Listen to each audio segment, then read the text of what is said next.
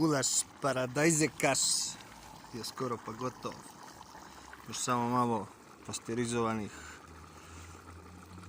ručno nabranih lisičarkica i mletnjačica.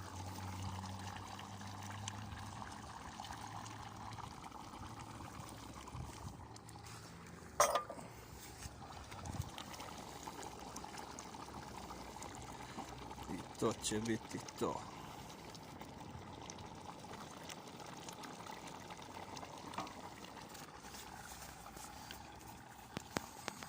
Hvala ti, Gorenje.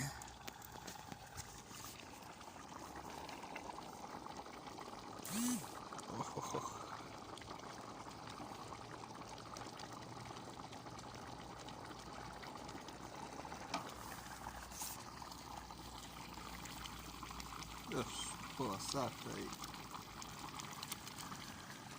može da se jede.